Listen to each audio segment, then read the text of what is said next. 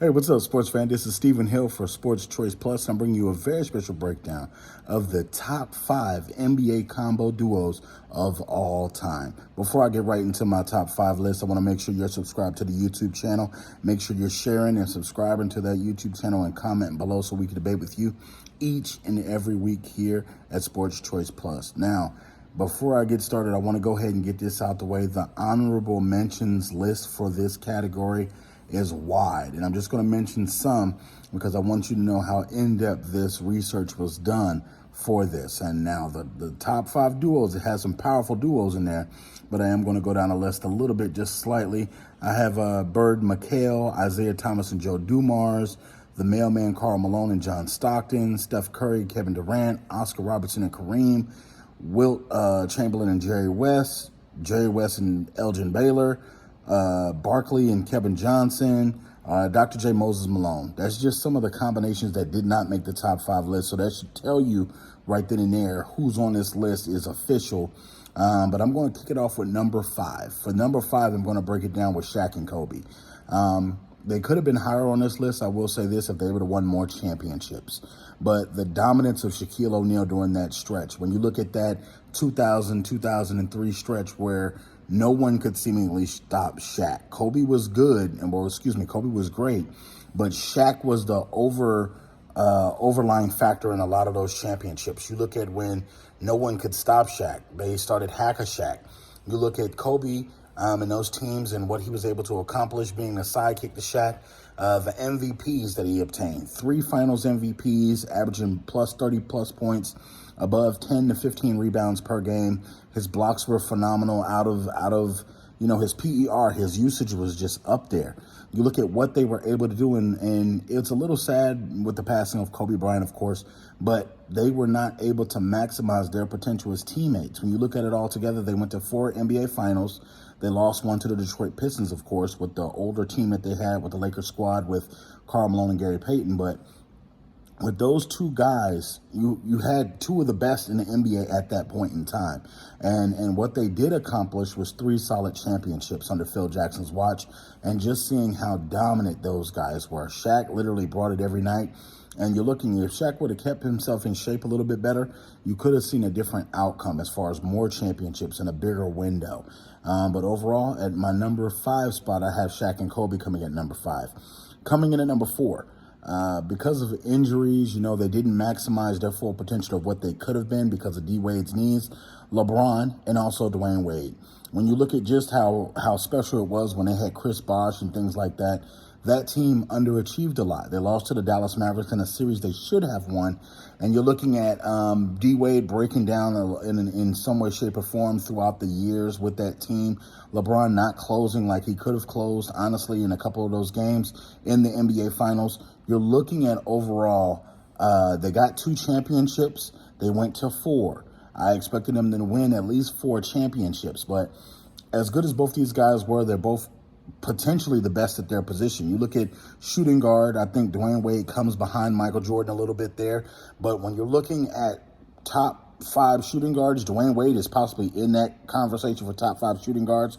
The best small forward of all time is, without a doubt, LeBron James. So these guys came and brought it for the Miami Heat. And, Pat Riley put his stamp on that team when they got Chris Bosh. But those 2 guys are the reason why they had a lot of that success during that time period. Even in their failure, they made it to all those NBA Finals back to back to back. And so that's a big reason why I have them here. The next on my list at number 3, Kareem and Magic Johnson. When I look at Kareem Abdul-Jabbar, Lew Alcindor, whatever you want to call him before he changed his name, he did a lot of dominant things. That baby hook, the sky hook, a lot of people could not stop him either. And you look at when he got Magic Johnson, what he was able to do. Young Irvin Magic Johnson came in and he ignited the Lakers franchise.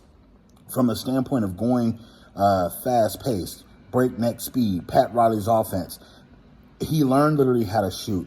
He learned how to lead. He had a certain command of the basketball at all times. He did almost everything right, and he was 6'9" as a point guard. He literally came towering over everybody, and he led a team that had A.C. Green, Byron Scott, James Worthy, Kareem Abdul-Jabbar. The list can go on and on about the guys that they had on that team, but Magic was the straw that stirred the drink. Kareem was the enforcer. You're just looking at so many different things that they did well, all the championships that they won, and all the championships they stopped Larry Bird and Kevin McHale and that Celtics franchise from winning.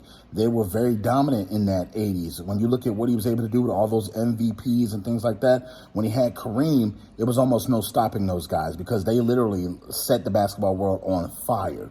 LA literally caught fire and won a number of championships behind the watch of Kareem Abdul-Jabbar or Lou Cylinder and Magic Johnson. Then that's my number 3 spot. Coming in at number 2, we have Bob Cousy and we have Bill Russell.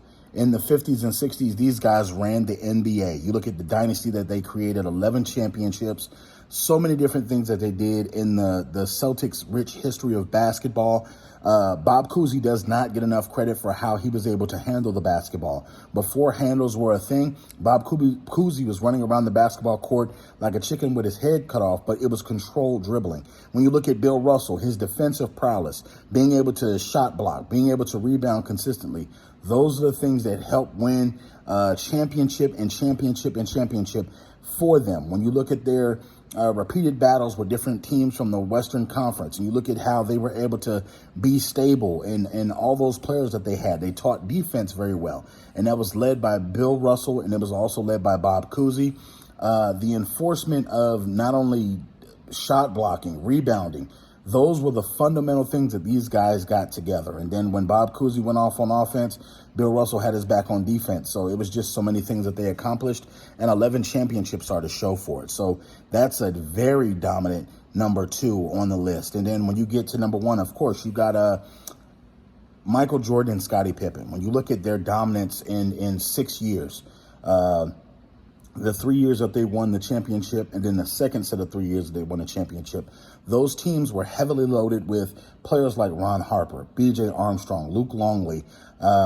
You look at Steve Kerr on the back end, John Paxson, Horace Grant. The list goes on and on and on.